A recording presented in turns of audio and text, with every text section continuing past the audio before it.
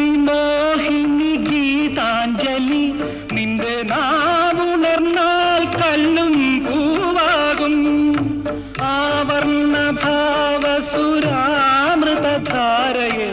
ആരായാലും സ്നേഹിക്കും ആത്മാവിൻ സൗഭാഗ്യമല്ലേ നീ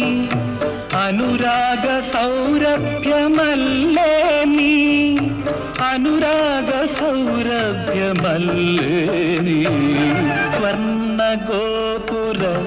നർത്തകീ ശില്പം കണ്ണിന് സായുജ്യം നിൻരൂപം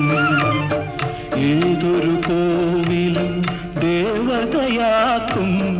ഏതു പൂജാ